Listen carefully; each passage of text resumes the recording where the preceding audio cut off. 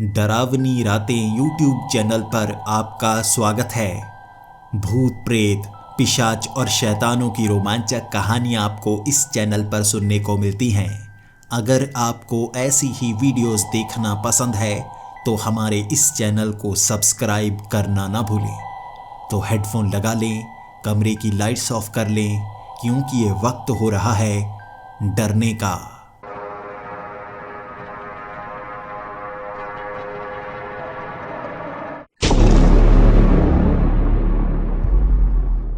Hello दोस्तों, मेरा नाम मार्टिन है और मैं यूनाइटेड स्टेट्स ऑफ अमेरिका का रहने वाला हूँ। यहाँ के एक छोटे से शहर सेंट क्लाउड का मैं रहने वाला हूँ और पुलिस डिपार्टमेंट में मैं काम करता हूँ। मेरी ज़िंदगी बचपन से लेकर अब तक बहुत अच्छी रही है। जब आप ज़िंदगी में कुछ नियम बना लें तो आपकी ज़िंदगी बहुत अच्छी हो जाती है। और अगर आप अच्छाई बचपन से ही करना शुरू कर दें तो जवानी तक आपको उसका फल मिलना भी शुरू हो जाता है। कई लोगों का कहना है अच्छाई करने से कोई फ़ायदा नहीं होता, लेकिन मैंने अपनी आंखों से देखा हुआ है जब हम अच्छे काम करते हैं तो हमारे दिमाग पर अच्छा असर होता है। भले ही आपको उसका फल सीधे तौर पर ना मिले, लेकिन आपका स्वभाव बहुत अच्छा होता चला जाता है और अच्छाई ही अच्छाई को तो खींचती है, जिस तरह से बुराई बुराई को खींचती है। अगर आप बुरे लोगों के बीच चले जाएं, भले ही आप जितने भी अच्छे हों, आपका असर उन पर पड़ेगा, उनका असर आप पर पड़ेगा और दोनों का स्वभाव बदलता जाएगा। इसीलिए कहते हैं अच्छे लोगों के साथ रहो और बुरे लोगों से दूरी बना लो। मैंने बचपन से ये सिद्धांत अपना लिया था और मेरा सिर्फ एक ही सबसे अच्छा दोस्त बना था, जोसेफ। और हमारे स्ट्रीट में लोग कहा करते थे जोसेफ और मार्टिन की जोड़ी सबसे अच्छी है। हम बहुत मस्ती किया करते, हम भलाई किया करते, हम अनाथ आश्रम में जाते, उन बच्चों के साथ खेलते और मेरे माता पिता और जोसेफ के माता पिता बहुत अच्छे पेरेंट्स थे। हमें कुछ पैसे दिया करते थे और हम उन पैसों को खर्चा तक नहीं करते थे। हम उनसे उन गरीब बच्चों की मदद करते जो अनाथ आश्रम में होते। हम होमलेस के लिए खाना लेकर जाते और बचपन से ही ऐसी अच्छी चीज़ें हमने शुरू कर दी थी। जैसे जैसे हमारी उम्र बढ़ती चली गई, हम पढ़ाई में भी अच्छे होते चले गए। मैंने कहा ना आपको, जब आप अच्छे काम करते हैं तो उसका फल मिलता है, भले ही दूसरा ना दे। आपके दिमाग पर असर होता है, आप और भी ज़्यादा अच्छे बन जाते हैं। हर चीज़ आपकी तरफ खींची चली आती है और ऐसे ही हमारे स्वभाव ने हमारी तरफ अच्छी चीज़ों को खींचा। मैं पढ़ाई में अच्छा था और जोसेफ भी अच्छा था। मैं पुलिस डिपार्टमेंट में भर्ती हो गया और जोसेफ इस समय एक चर्च का पादरी है और अब भी हमारी दोस्ती बिल्कुल दूर नहीं हुई है। हम रोज़ एक दूसरे से मिलते हैं और आज क्या क्या किया उस पर बात करते हैं। लेकिन कुछ ऐसी चीज़ें हैं जिसे मैं नहीं मानता, कुछ ऐसी चीज़ें हैं जिसे जोसेफ नहीं मानता। वो चर्च का पादरी है और ज़्यादातर भगवान की बातें करता है। मैं पुलिस वाला हूँ, इसीलिए क्रिमिनल्स की बातें करता हूँ।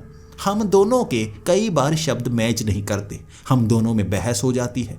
कुछ ऐसी बातें होती हैं जिसे मैं सच नहीं मानता। भगवान तो है, लेकिन इस तरह धर्म क्यों बनाए गए हैं? धर्म में गड़बड़ियां हैं, लोग अच्छा नहीं कर सकते, उन्हें ऐसे अच्छा करना चाहिए, ये मेरा मानना है। जबकि जोसेफ एक चर्च का पादरी है, इसलिए उसका मानना है कि अगर हम भगवान का नाम लेते चले जाते हैं, उस पर भरोसा करते चले जाते हैं, तो धीरे धीरे बुरा इंसान भी अच्छा हो जाता है।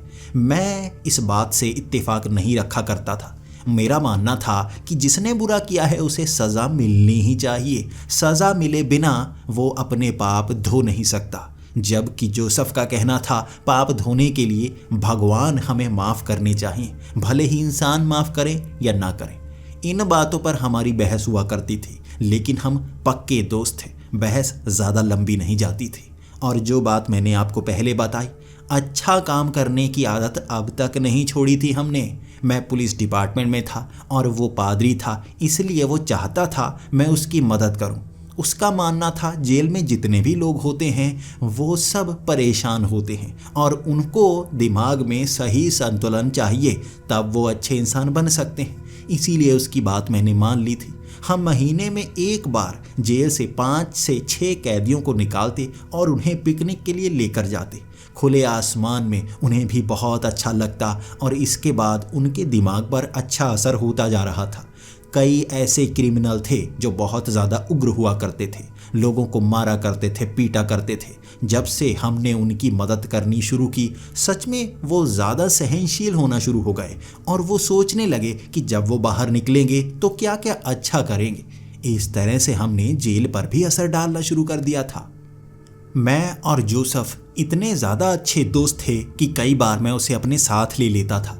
जब मेरा कोई भी और साथी मेरे साथ कहीं जाने को तैयार नहीं होता, मैं जोसेफ को कहता, आज उसे ज़्यादा काम तो नहीं चर्च में। वो कहता, नहीं, मैं तुम्हारे साथ जाने को तैयार हूँ। उसे गाड़ी में बैठाता और उसके बाद क्रिमिनल्स को पकड़ने के लिए मैं निकल पड़ता। क्रिमिनल्स को पकड़ना कितना मुश्किल होता है जोसेफ ने देखा था, कैसे उनके पीछे भागना पड़ता है और कई बार गोली चलानी पड़ती है। जोसेफ का कहना था गोली नहीं चलानी चाहिए थी। मैंने कहा टांग पर गोली चलानी ही पड़ी मुझे, क्योंकि इससे ही वो गिरा और मैंने पकड़ा।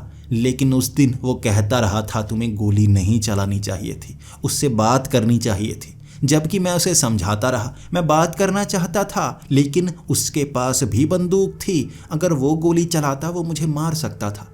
जोसेफ मानने को तैयार नहीं। इसी तरह कई बार क्रिमिनल्स को पकड़ने के लिए, छापा मारने के लिए मैं जोसेफ को साथ लेकर जाता। अब जोसेफ भी अपने कामों में मुझे बुलाने लगा था। वो कई बार एक्सोर्सिज्म किया करता था, यानी कि जब इंसानी शरीर में भूत प्रेत आ जाते हैं, उन्हें निकालने के लिए जोसेफ को बुलाया जाता था और उसे भूत भगाने के अच्छे अच्छे तरीके आते थे। अब मैं जब भी उसके साथ जाता, वो किस तरह से उस इंसान को बांध लेते, उसके माथे पर बाइबल रखते और कई तरह के शब्द बोलते जाते जिससे शरीर से भूत निकलता। मेरा मानना था भूत होते ही नहीं और उन्हें दिमागी प्रॉब्लम्स होती, उन्हें डॉक्टर के पास जाना चाहिए, ना कि पादरी के पास। मैं जोसेफ को समझाता और जोसेफ मानने को तैयार नहीं। वो कहता, नहीं, भूत सच में होते हैं, मैंने अभी अभी उस लड़की के शरीर से वो भूत निकाला है। अब मुझे तो कोई भूत नज़र नहीं आया था। मुझे तो साफ लग रहा था वो लड़की पागल हो चुकी है। उसे चर्च की ज़रूरत नहीं, डॉक्टर की ज़रूरत है। लेकिन एक दिन इसी तरह से वो मुझे लेकर गया था एक ऐसे भूतिया घर में जहाँ पर अजीब सी शक्ति थी। जब हमने वहाँ पर पैर रखा था, लाइट्स अपने आप फ्लक्चुएट करना शुरू हो गई थी। घर के बाहर हवा नहीं चल रही थी, लेकिन घर में ऐसे हवा चल रही थी जैसे आंधी आई हुई हो। कपड़े उड़ रहे थे और वहाँ पर 2 लोग थे, पति पत्नी।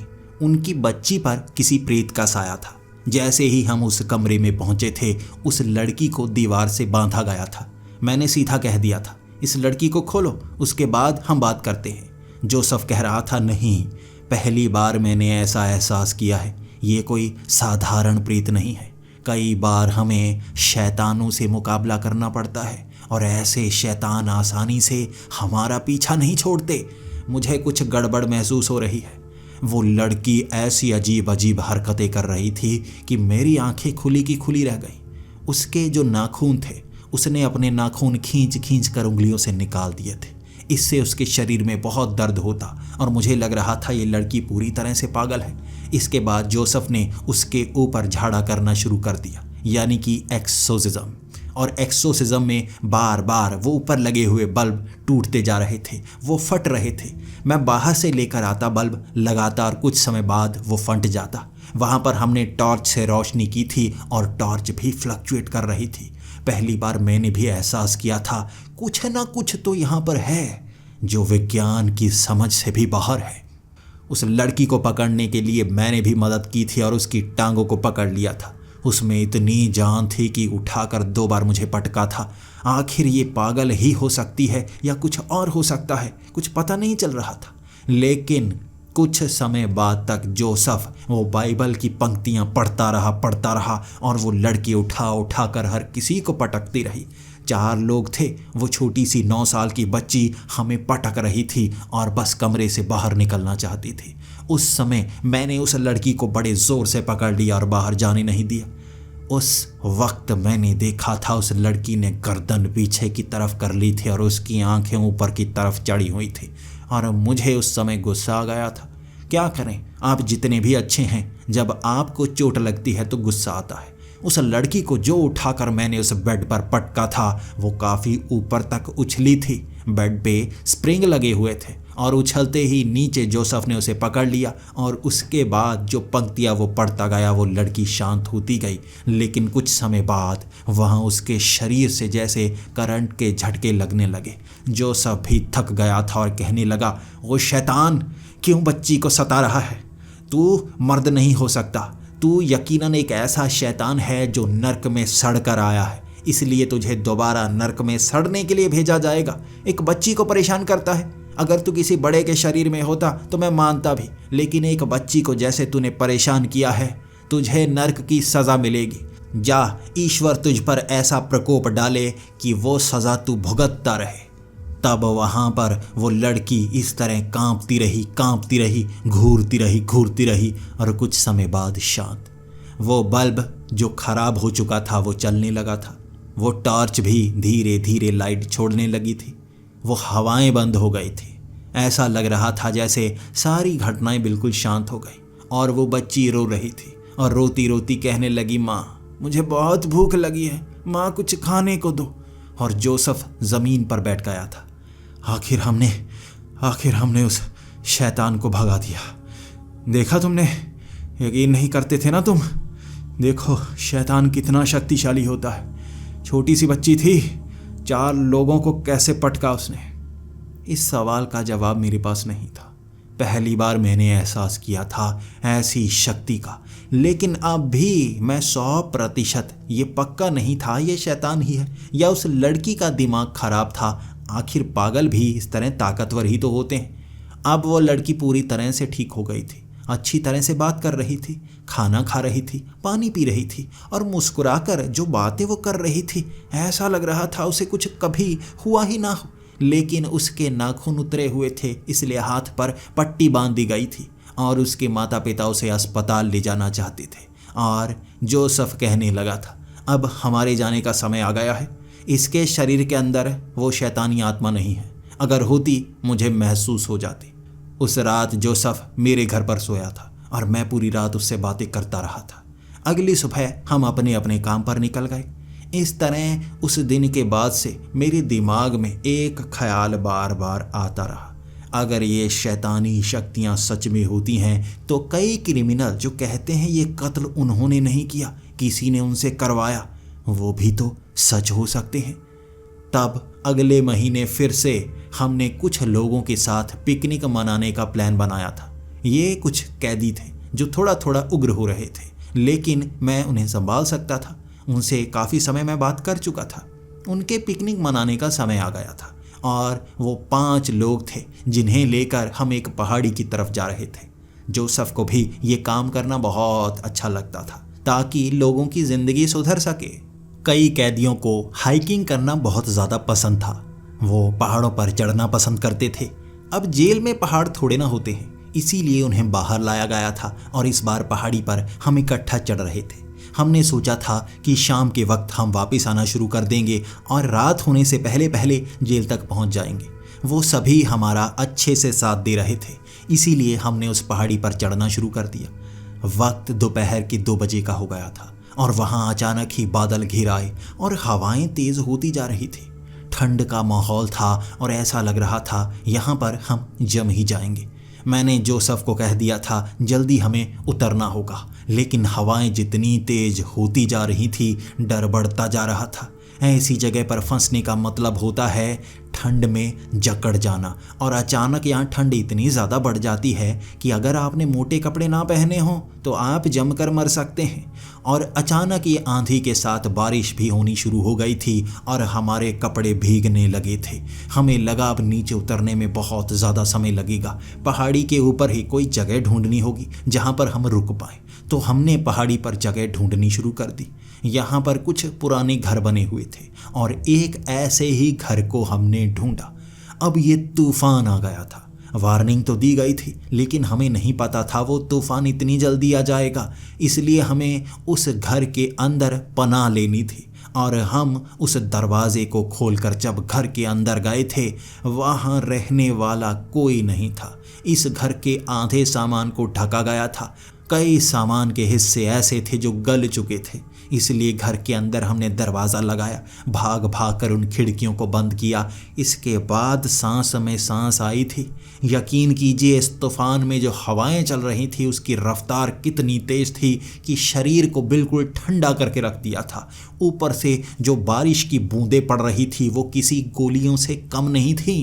भले ही बारिश ऊपर से नीचे की तरफ पड़ती है और बूंदें भी ऊपर से नीचे गिरती हैं, लेकिन अगर आंधी की रफ्तार इतनी तेज़ हो तो बूंदें एक दिशा से दूसरी दिशा की तरफ बढ़ने लगती हैं और ये रफ्तार बंदूक से निकली गोली के समान होती है। और वो गोलियां हमारे शरीर पर ऐसी टकराई थी कि सबका हाल बेहाल कर दिया था।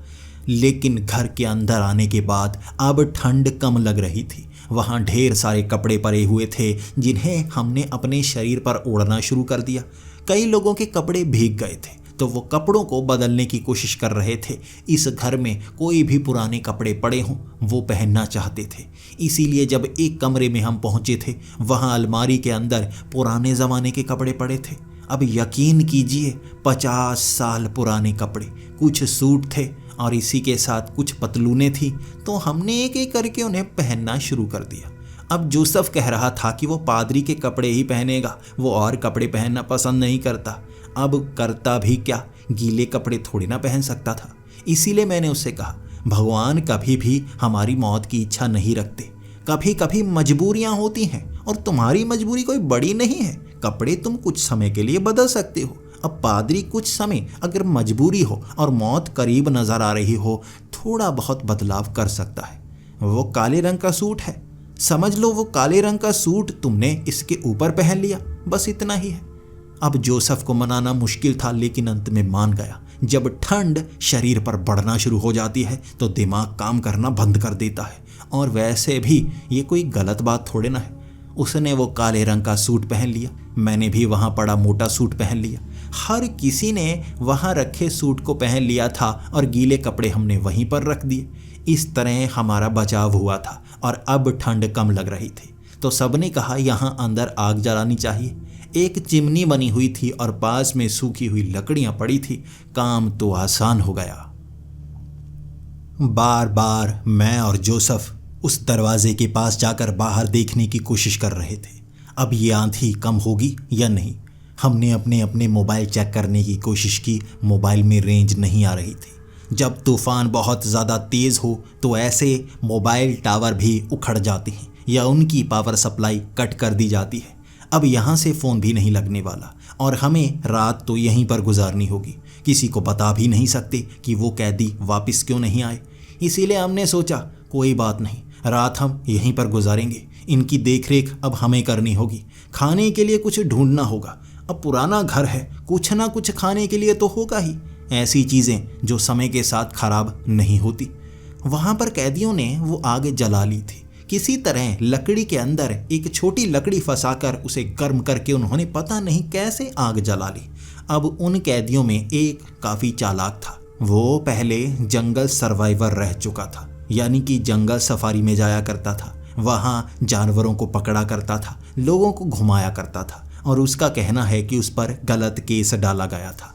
उसी ने उन लकड़ियों में आग लगाई थी। जबकि उनमें से एक राइटर था जो कभी किताबें लिखा करता था और उसकी किताबें बहुत ज़्यादा मशहूर थीं, लेकिन उस पर इल्ज़ाम था उसकी पत्नी के कत्ल का।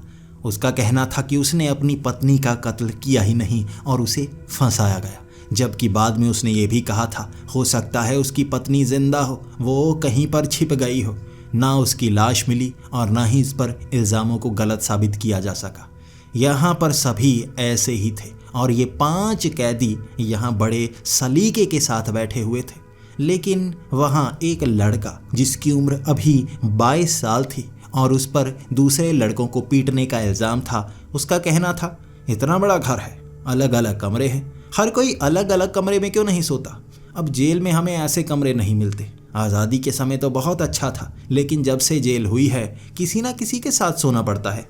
क्या आज की रात हमें थोड़ा सा ऐसे रहने का मौका मिल सकता है? अब मैं और जोसेफ एक दूसरे की तरफ देख रहे थे। ये सही बात नहीं थी, लेकिन अगर एक दिन के लिए किसी को आज़ादी मिल रही है तो क्यों न दी जाए। हमने उनको इशारा करके कहा, प्लीज़ गलती मत कीजिएगा। अगर आज आप में से कोई भी यहाँ से भागने की कोशिश करता है या भाग पाता है तो इसके बाद कोई भी और कैदी जेल से बाहर नहीं निकल पाएगा। देखिए, जैसे आपकी ज़िंदगी में ये अच्छे पल कुछ क्षणों के लिए आ रहे हैं, बाकियों की ज़िंदगी में भी आने चाहिए, बदलने का मौका मिलना चाहिए। आप गलती मत कीजिएगा, भागने की कोशिश मत कीजिएगा। और सब ने हामी भर दी थी। सच में वो बड़े घर में बहुत कमरे थे और हर किसी को एक एक कमरा दे दिया गया। 7 कमरे इस तरह भरे थे, 5 कैदी, 2 हम जिगरी दोस्त, और हर कोई अलग अलग कमरे में। वो जो राइटर था उसे वो लाइब्रेरी वाला कमरा दिया गया था, वहाँ ढेर सारी किताबें थी। वो जो जंगल सफारी वाला आदमी था उसे एक कमरा दिया गया था जहाँ पर जानवरों के बड़े बड़े मुखौटे लगे हुए थे, उनके शरीर के ढांचे पड़े हुए थे, एंटीक चीज़ें पड़ी हुई थी। इसी तरह बाकियों को भी वहाँ पर उनकी पसंद की चीज़ों वाला वो कमरा दिया गया था। मुझे वो कमरा दिया गया जो किसी बूढ़े आदमी का होगा। यहाँ पर पुराने पुराने फटे कपड़े पड़े हुए थे, जबकि जोसेफ को वो धार्मिक स्थान दिया गया था। वहाँ पीछे वो क्रॉस का निशान बना हुआ था और उसके नीचे सोने में जोसेफ को भी बहुत ज़्यादा मन कर रहा था। इस तरह रात के 10 बजे का समय था। शायद कुछ लोग सो गए होंगे, मैं तो अभी सोया नहीं था और एक किताब को बार बार टटोल रहा था। मुझे उसमें से खास इन्फॉर्मेशन चाहिए थी। तभी बाहर से एक आवाज़ आई, मौत की रात है, सबको मौत मिलेगी। ये इतनी भारी आवाज़ थी कि सबके कान चौकन्ने से हो गए और मैं भागकर बाहर निकला था। आखिर किसने आवाज़ लगाई है? जोसेफ पहले ही बाहर खड़ा था और एक एक करके वो कैदी भी बाहर आ गए। वो हमसे पूछ रहे थे ये आवाज़ किसकी है, और यहाँ पर इतनी भारी आवाज़ 7 में से किसी की नहीं थी। तो हो सकता है हम 7 के अलावा यहाँ पर कोई और मौजूद हो। ये सोचकर बहुत घबराहट सी हुई थी और एक तरफ चिमनी में जो आग हमने जला रखी थी वो पूरी तरह से बुझ चुकी थी। ऐसा कैसे हो सकता है? ऊपर से पानी आया नहीं, हवा अंदर आ नहीं सकती और आग बड़ी अच्छे से जल रही थी, पूरी तरह से कैसे बुझ गई? कोयलों में ज़रा भी चिंगारियां नहीं थी। अब हमें लगा कि यहाँ और भी कमरे होंगे, कहीं ना कहीं कोई ना कोई छिपा हुआ होगा। इसलिए हम सब लग गए थे किसी और को ढूंढने के लिए। जोसेफ मेरे साथ था और बाकी कैदी भी एक एक करके अलग अलग कमरों में ढूंढ रहे थे। आवाज़ किस दिशा से आई है हमें ये पता लगाना था, कहीं कोई बाहर तो नहीं। तो ये घर 3 मंजिला था और यहाँ हम अलग अलग कमरों में जा रहे थे, ऊपर भी जा रहे थे, नीचे भी जा रहे थे। इस तरह ढूंढते ढूंढते कोई मिला ही नहीं और 15 मिनट बाद एक चीख की आवाज़ आई थी और ये आवाज़ उस राइटर की थी। भागता हुआ मैं नीचे की तरफ गया था, जोसेफ भी मेरे पीछे पीछे ही था। जैसे ही हम नीचे पहुंचे वो राइटर हमसे टकराया और कहने लगा, उस कमरे में। हम समझ नहीं पा रहे थे वो किस चीज़ पर इशारा कर रहा है, लेकिन हम उस दिशा में जाने लगे। हमारे साथ ही बाकी कैदी भी आ चुके थे। ये चीख को हर किसी ने सुना था। जैसे ही हम उस कमरे में पहुंचे, उस कमरे की दीवार पर कुछ लिखा हुआ था और टांगा हुआ था किसी को। एक कैदी जो हमारे साथ नहीं था, ये वो टेलर था जिस पर आरोप था कि उसने पड़ोसियों के साथ मारपीट की है और वो भी जेल में था और हमारे साथ आया हुआ था। उसकी लाश को दीवार पर टांगा गया था, उसके हाथों में कीलें गाड़ी गई थी और दीवार पर बुरी तरह से लटका हुआ मरा हुआ, और उसके सर के ऊपर खून से दीवार पर लिखा हुआ था सैटन, यानी कि शैतान। इसे देखते ही जोसेफ ने हर किसी को पीछे हटने के लिए कह दिया था और जोसेफ का मानना था यहाँ कुछ ना कुछ तो गड़बड़ है। ये सैटन किसने लिखा? हम में से किसी ने इसे मारा हो सकता है या यहाँ पर कोई आत्मा है जो इसे मार कर चली गई।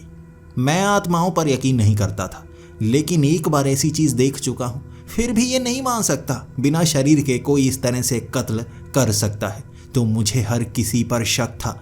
अब 4 कैदी बचे थे और वो कैदी इसीलिए हैं क्योंकि उन्होंने जुर्म किया है। इसीलिए शक की निगाह से मैं हर किसी की तरफ देख रहा था। आंखें बयां कर देती हैं आपने अगर जुर्म किया है या नहीं, और हम पुलिस वालों का तो काम यही होता है, आंखों को पढ़ना। इसीलिए मैंने कहा था अब कोई भी यहाँ से दूर नहीं जाना चाहिए। हर कोई अपना ख्याल रखेगा। हम में से ही कोई कातिल है और मुझे शक इन कैदियों पर है। इन कैदियों में कोई एक कातिल हो सकता है जबकि 3 बेगुनाह हो सकते हैं। लेकिन अगर कातिल एक को मार चुका है तो बाकियों को मारने की भी कोशिश करेगा। जब यहाँ पर इन्वेस्टिगेशन होगी तब कातिल पकड़ा जाएगा, लेकिन उसके लिए सुबह का इंतज़ार करना होगा। अब ध्यान रखने की ज़्यादा ज़रूरत है। इसके बाद मैंने 2 कैदियों को अपने साथ रहने के लिए कह दिया था और जोसेफ ने 2 कैदियों को अपने साथ रखा हुआ था। इसके बाद हम अलग अलग कमरों में थे।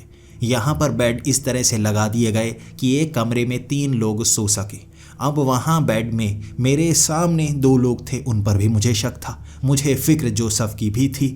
कुछ समय बाद वहाँ हमने जो मोमबत्तियाँ जला रखी थी वो भी बुझने लगी थी। ऐसा लग रहा था जैसे हवाएं अंदर आना शुरू हो गई। हमने खिड़कियों को चेक करने की कोशिश की, लेकिन जब भी मोमबत्ती बंद होती घुप अंधेरा हो जाता और अंधेरा दिल की धड़कनों को बढ़ा देता। मेरा हाथ एक कैदी पकड़ लेता। वो बहुत ज़्यादा डर रहा था। ये वही लड़का था और वो डर कर मेरी तरफ देखने लगता और कहने लगता, देखो अंकल, मुझे डर लग रहा है। अंधेरे में सच में शैतान तो नहीं आ जाएगा ना? मैंने कहा नहीं, शैतान नहीं है, इंसान ही शैतान बन जाते हैं, मेरा भरोसा करो। वहाँ बार बार हम मोमबत्ती जलाते रहे और कुछ समय बाद जोसेफ बाहर आया और कहने लगा, घर में हवाएं चलने लगी हैं। मुझे शक है ये काम इनमें से किसी ने नहीं किया है, किसी और ने किया है। यहाँ कोई और भी मौजूद है। मैं अब जोसेफ को समझा रहा था, लेकिन जोसेफ का कहना था मुझे एक बाइबल चाहिए। गलती कर दी जो मेरी बाइबल वहीं पर रह गई। मुझे बाइबल यहाँ पर लानी चाहिए थी ताकि मैं एक्सोर्सिज्म कर पाऊँ, समझ तो पाऊँ यहाँ पर शैतानी आत्मा है या नहीं। अब सैटन का नाम लिखा हुआ है, मतलब शैतान होता है, शैतान तो होना चाहिए यहाँ पर। अब वहाँ लाइब्रेरी के अंदर मैंने जोसेफ को भेज दिया था। जो 4 कैदी थे वो मेरे सामने थे।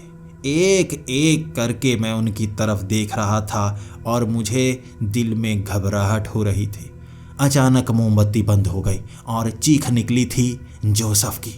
मुझे लगा था जोसेफ के साथ कुछ गड़बड़ ना हुई हो, कहीं वो सच ही तो नहीं बोल रहा। इन 4 के सिवा यहाँ शैतान मौजूद हो जिसने जोसेफ पर हमला कर दिया। मैंने एक दूसरी मोमबत्ती भी जला ली थी। अब एक मोमबत्ती यहीं पर मैं जलती हुई छोड़ नहीं सकता था। मैं तो भागा वहाँ से सीधा जोसेफ को देखने के लिए। जैसे ही मैं लाइब्रेरी में पहुँचा वहाँ कोई नहीं था। मेरे पीछे पीछे वो कैदी भी थे और वो कैदी मेरे करीब आए। मुझे डर लग रहा था उनसे भी, मुझे डर लग रहा था किसी और अजनबी से भी। पूरी लाइब्रेरी में हम अलग अलग जगह खंगालते रहे, कहाँ पर है जोसेफ। जोसेफ मिल नहीं रहा था। मेरे दिल की धड़कन तेज़ होती गई। मैं कहने लगा था अलग अलग कमरों में चेक करो, जल्दी से अलग अलग कमरों में चेक करो। हम अलग अलग कमरों में चेक करने लगे। मैं जाना चाहता था उस कमरे में जहां लाश टंगी है।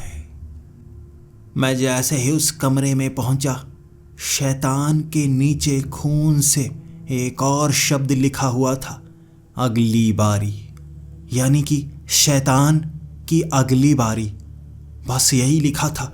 और अचानक चीख की आवाज़ आई थी। ये एक चीख की आवाज़ नहीं थी, कई लोग चीख रहे थे। मैं बाहर निकला और रोशनी बिल्कुल नहीं थी। जब जब बाहर बिजली कड़कड़ाती तब तब नज़र आता। मैं मोमबत्ती को चलाने की कोशिश करता लेकिन वो बुझ जाती। सारी खिड़कियां किसी ने खोल दी थी। अंदर हवाएं चल रही थी और मोमबत्ती जल नहीं पा रही थी। दूसरी तरफ वो चिमनी से निकलने वाली आग भी अब नहीं रही थी। कुछ दिख नहीं पा रहा था। चीख की आवाज़ ऊपर से आई थी। ये शायद किसी कैदी की आवाज़ थी। भागता हुआ मैं ऊपर की तरफ गया था। जैसे ही मैं ऊपर पहुंचा और मैंने वो मोमबत्ती को जलाया, सामने एक लाश नजर आई। वो उस राइटर की लाश थी जो दीवार पर वैसे ही टंगी हुई थी, लेकिन हाथों में कीलें नहीं गाड़ी गई थी। बल्कि आसपास जो छोटी छोटी लकड़ियां दीवारों में गाड़ी थी उन पर हाथ लटकाए गए थे बांध कर, लेकिन गला काटा जा चुका था। खून गले से निकल रहा था और अब भी वो हिल रहा था। उसे बचाना मुश्किल था। जल्दी से उसे नीचे उतारा। जब तक खून बह रहा था गर्दन के ऊपर कपड़ा रखा गया और 3 कैदी पूछ रहे थे इसे बाहर कैसे लेकर जाएंगे। लेकिन मुझे डर था जोसेफ का। जोसेफ कहाँ पर है? जोसेफ मौजूद नहीं था कहीं पर और मैं बस उसकी गर्दन पर कपड़ा रखकर जोसेफ को ढूंढना शुरू हो गया। यहाँ पर आवाज़ें ठक ठक की आ रही थी, वो नीचे से भी ऊपर से भी। उसके बाद ये हवाएं अंदर आ रही थी तो मैंने जल्दी से एक एक करके खिड़की बंद करनी चाहिए। ऊपर वाली खिड़कियां बंद करके मैं नीचे पहुंचा। अब दरवाजे के पास एक खिड़की लगी थी। जल्दी जल्दी मैंने वो खिड़कियां भी बंद करी और अब हवाएं आना बंद हो गई। तो मैं भागता हुआ कमरे में ढूंढने लगा आखिर कहाँ है जोसेफ। और जोसेफ अब एक दूसरे कमरे में एक बेड के नीचे पड़ा हुआ था। उसके सर से खून बह रहा था, उसके सर पर चोट लगी थी, लेकिन उसके हाथ में बाइबल थी। घबराकर मैं रोने लगा था। जल्दी से मैंने उसे बेड के नीचे से खींचा और बाहर निकालते ही सबसे पहले दिल की धड़कन चेक की। मैंने नब्ज चेक की, वो चल रही थी। मैंने सर के पीछे एक कपड़ा रख दिया और उसे बचाना चाहता था। थोड़ा थोड़ा करके उसे होश आने लगा। खून ज़्यादा नहीं बहा था। सर पर चोट तो लगी थी लेकिन ज़्यादा गहरी नहीं थी। जब जोसेफ को होश आया तो वो कहने लगा, क्या हुआ क्या हुआ क्या हुआ था?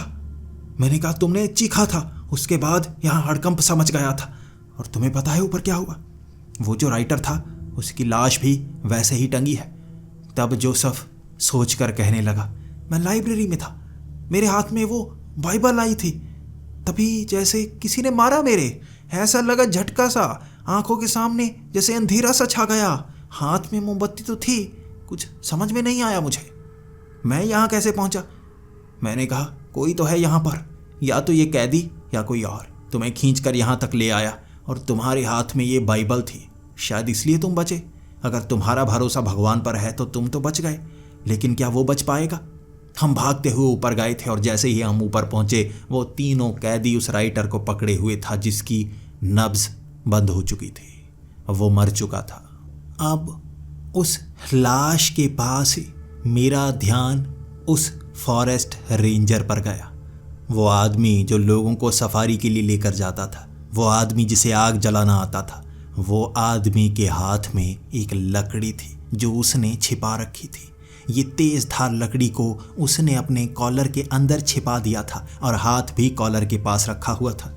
उसे देखकर मुझे लगने लगा था वो जैसे हमला करने ही वाला हो। मुझे हमेशा से उस पर शक था। यहाँ पर सबसे ताकतवर वही है जो किसी को आसानी से मार सकता है अंधेरे में और जल्दी से उसे टांग कर निकल भी सकता है। वरना बाकी जो 2 हैं उनके शरीर कमज़ोर हैं, वो ऐसा काम आसानी से नहीं कर सकते। ये काम उसी का है। मैं अब जोसेफ को कह रहा था, ऐसा करो तुम उस तरफ जाओ, मुझे शक है कि उस तरफ बाथरूम में कोई छिपा हो सकता है। अब 2 कैदियों को मैंने कहा, तुम ऐसा करो, इस लाश के करीब रहना, मैं थोड़ा सा सामान निकालने की कोशिश करता हूँ। ये कहकर मैं बेड के बिल्कुल पीछे की तरफ जाने लगा और जल्दी से उसके कॉलर के पास अपना हाथ घुमाया और गर्दन के इर्द गिर्द अपनी बाजू को लपेट लिया। वो एक तेज धार चाकू बनाया था उसने लकड़ी से, यानी कि उसे पहले से पता था यहाँ क्या हो रहा है। अपनी सुरक्षा के लिए या किसी को मारने के लिए वो हथियार बना चुका था। मैंने उसको पकड़ा और वो चीखने लगा, वो छुड़ाने की कोशिश करने लगा। मैंने जैसे ही कहा, ये लकड़ी यहाँ क्या कर रही है, तुमने ही मारा है ना सबको। अब वो 2 कैदी थे, उन्होंने उसकी टांगें पकड़ ली थी और मैंने उसकी गर्दन पकड़ रखी थी। जोसेफ को मैंने इशारा किया, इसके बाजू पकड़ो, उसने उसके बाजू पकड़ लिए। अब आसानी से उसे हम घेर चुके थे। पास में ही एक बड़ा सा खंबा था जो घर के अंदर लगा हुआ था। उस खंबे पर उसे बांध दिया गया। अब रस्सियों को टाइट कैसे बांधना है ये एक पुलिस वाले से सीखा जाए। मैं वही पुलिस वाला था। उसे अच्छे से बांधकर अब उससे सवाल जवाब करने थे। वो चिल्लाता जा रहा था कि मैंने कुछ नहीं किया, लेकिन शक सबसे ज़्यादा उसी पर था। बस उगलवाना बाकी था। मैंने उससे पूछना शुरू कर दिया, ये तेज़धार हथियार तुम्हारे पास कैसे, कब बनाया तुमने? उसने कहा, लकड़ी अंदर पड़ी थी। मुझे तभी शक हो गया था कुछ ना कुछ गड़बड़ ज़रूर है, इसीलिए इस लकड़ी को मैं धीरे धीरे घिसा कर ये बनाता रहा। तुम्हारे साथ ही बैठा हुआ था, तुम्हें पता तक नहीं चला, और इसे मैंने कॉलर में छिपा लिया। मुझे डर था जो सबको मार रहा है घर के अंदर है, मुझे भी मार सकता है, और मुझे किसी पर भरोसा नहीं है, ना इस पादरी पर ना तुम पर। भले ही तुम पुलिस वाले हो, लेकिन मारना तो तुम्हें भी आता है ना, गोली तो आसानी से चला देते हो ना तुम। अब उसकी बातें सुनकर उस पर और ज़्यादा शक बढ़ भी रहा था, उसकी बातें समझ में भी आ रही थी। अगर उसने ये कत्ल नहीं किया है, मतलब यहाँ 2 कैदी और हैं, इनमें से भी तो कातिल हो सकता है। अब उसे तो उस खंबे के साथ बांध दिया गया था और उसे सुबह के वक्त ही खोला जाएगा। बाकी 2 को मैं अपने साथ रखना चाहता था, और जोसेफ को भी मैंने कह दिया था मेरे साथ रहना। हो सकता है यहाँ हम में से ही है जो कोई हमला कर रहा है। मुझे इन दोनों कैदियों पर शक है। तुम्हें भी अगर गड़बड़ लगे तो मुझे बताना, ध्यान रखना इन पर। और क्या सच में तुम्हें लगता है यहाँ हमारे सिवा कोई और भी हो सकता है? इसके बाद हम कमरे में एक साथ थे। उस खंबे से बंधा वो आदमी, 2 कैदी, मैं और जोसेफ। 2 मोमबत्तियां हमने जला रखी थी और वो बुझ नहीं सकती थी क्योंकि कोई खिड़की खुली नहीं थी। हम सब का ध्यान एक दूसरे पर, हर किसी को दूसरे पर शक था, और इसके बाद मैं बस इंतज़ार कर रहा था कुछ और हो ताकि पता चले इन दोनों में से कौन कर रहा है। एक आदमी पर मुझे शक था, वो बार बार मेरी तरफ इस तरह से देख रहा और मुंह में कुछ बोले जा रहा, उंगलियों को घुमाए जा रहा। आखिर यही तो नहीं? मैं उसके बारे में ज़्यादा जानता भी नहीं था। उसे कब पकड़ा गया, कहाँ से पकड़ा गया, क्योंकि उसकी फाइल को गुप्त रखा गया था। हो सकता है ये कोई ऐसा कातिल हो जो लोगों को आसानी से मार देता हो। इसके बाद अपने आप ऊपर वाली वो खिड़की खुली थी, हवा बड़ी तेजी से अंदर की तरफ आई, दोनों मोमबत्तियां बुझ गईं, और अब ही था मौका उस कातिल के पास। वो हमला करके बच भी सकता था। जैसे ही चीखने की आवाज़ आई, मैं भागा मोमबत्ती की तरफ। अब उस खिड़की को हाथ से मैंने नीचे खींचा और वहाँ पर एक पत्थर रख दिया उसे फंसाने के लिए। अब हवा उस खिड़की को खोल नहीं सकती थी, और जैसे ही मैंने मोमबत्ती को जलाया, वही आदमी पीछे पड़ा हुआ था और उसने जोसेफ को पकड़ रखा था गर्दन से, हाथ में उसके तेज धार चाकू जो उसने शायद किचन से उठा लिया होगा। मैं अब उससे ये कह रहा था, देखो देखो जोसेफ को कुछ मत करना, वरना यहीं पर मौत के घाट उतार दूंगा, बचने का मौका नहीं दूंगा। वो उसके बाद जो कह रहा था उसने मेरे होश उड़ा दिए। जोसेफ है, सबको मार रहा है, यही है जो सबको मार रहा है।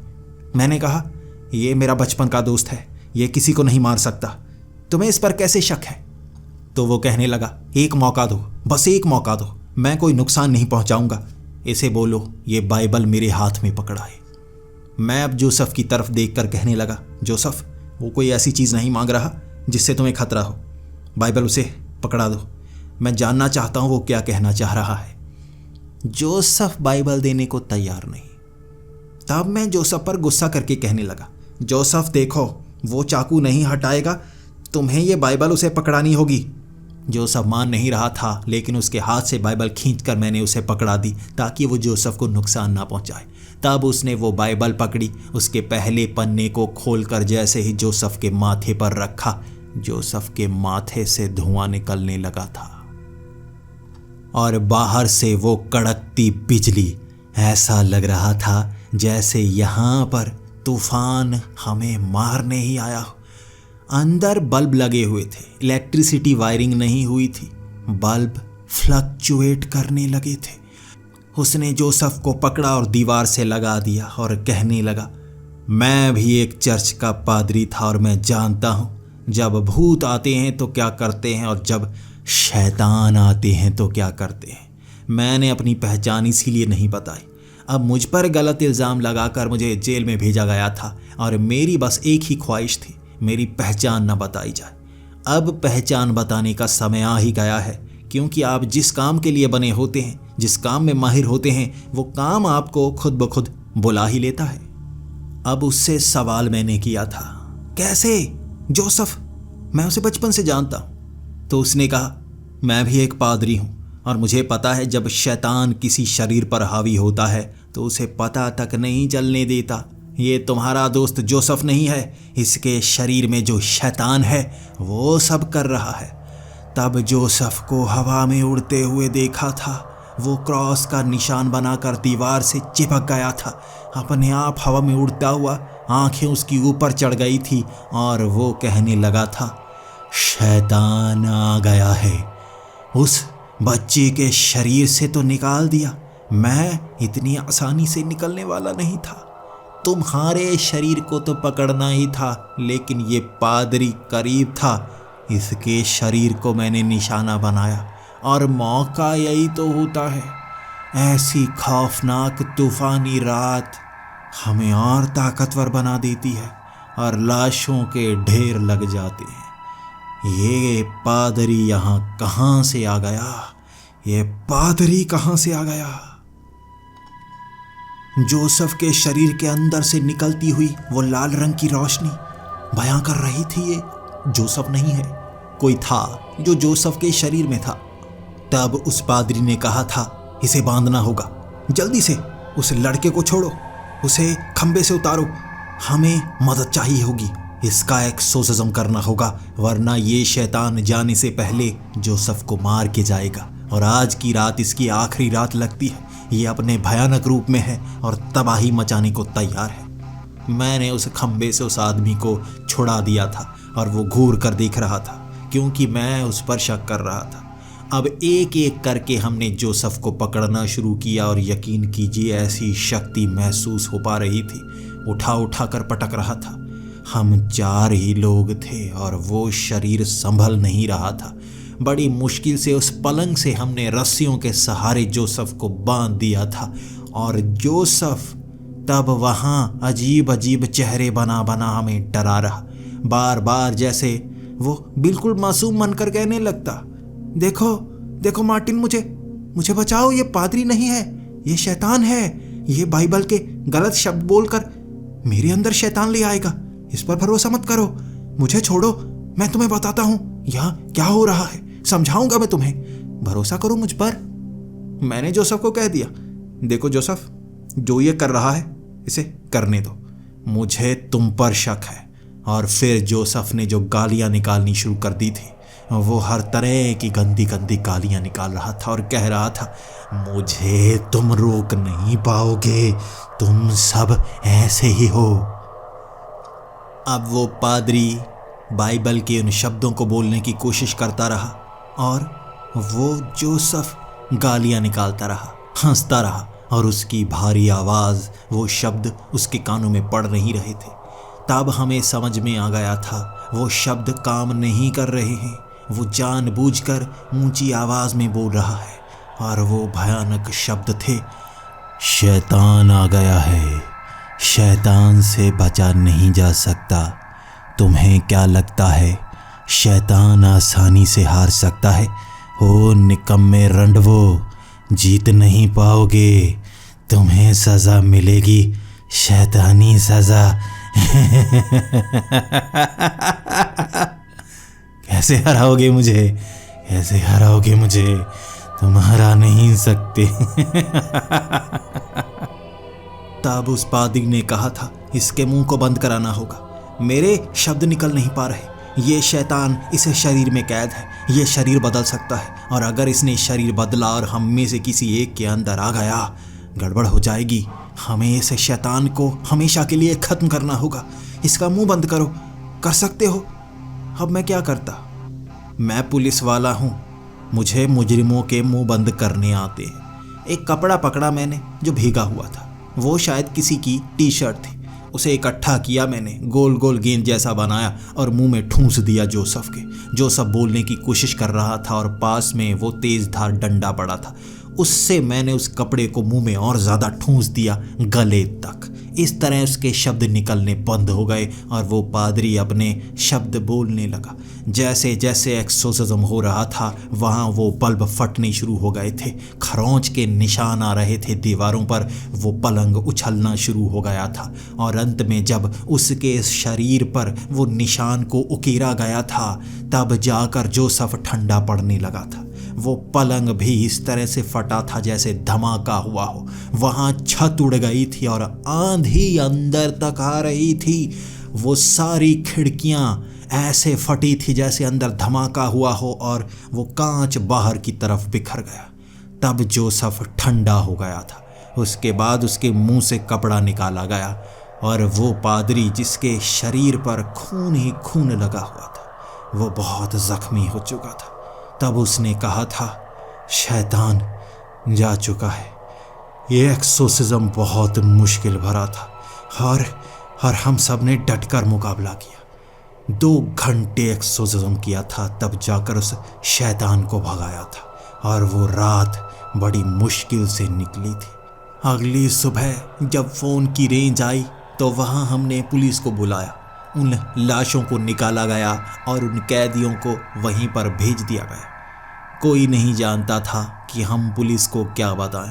अगर एक्सोर्सिज्म की बात बताई गई तो कोई यकीन नहीं करेगा और ये कत्ल जोसेफ पर डाल दिए जाएंगे और एक पादरी को जेल भेज दिया जाएगा। इसके बाद वो जो पादरी था उसने ये बयान दिया कि यहाँ कोई और कातिल था जो इन्हें मार कर गया और हम यहाँ छिपे हुए थे। इस तरह कहानी बनाकर उस केस को ख़त्म किया गया और वो पादरी अब भी जेल में है। जो लोग जिंदा बचे वो कहानियाँ सुनाते हैं और किरदार बदल देते हैं। दोस्तों, सच में कुछ भयानक शक्तियाँ होती हैं जो हमारी समझ से बाहर होती हैं। वो शैतानी शक्तियाँ जब शरीर पर कब्जा कर लेती हैं तो कोई भी अच्छा इंसान बच नहीं पाता। लेकिन जोसेफ काफ़ी समय से ये शोध करने पर लगा हुआ था कि क्या सच में वो शैतान को हमने भगा दिया था। मुझसे मिलने जब जोसेफ आया था उसका यही कहना था कि उस शैतान को शरीर में रहना पड़ता है। उसे हम कहीं पर कैद करके निकाल सकते थे, हमेशा के लिए ख़त्म नहीं कर सकते थे। किसी भी चर्च में ऐसा कोई तरीका बताया नहीं जाता जिसमें एक शैतान को आज़ाद कर दिया जाता। ऐसा हो ही नहीं सकता। उसे कैद तो उस पादरी ने किया ही नहीं, तो वो शैतान गया कहाँ? और हम इस सवाल का जवाब ढूंढ नहीं पाए थे और 3 दिन बाद उस जेल से फरार हो गया वो पादरी। उस पादरी का स्वभाव सबसे अच्छा था। वो तो खुद जेल से 1 साल बाद आज़ाद होने वाला था, लेकिन वो जेल से क्यों भागा? इस सवाल का जवाब शायद मेरे पास और जोसेफ के पास था। बता हम नहीं सकते थे। अब भी हमें लगता है हो सकता है वो वापस आए। वो साधारण पादरी नहीं, एक शैतान है जिसे शरीर मिला हुआ है। हो सकता है हमें मारने के लिए हमारी तलाश कर रहा हो सकता है अपना शिकार किसी और को बनाना चाहता हो। अपना ध्यान रखिएगा, हो सकता है वो आपकी तलाश में हो।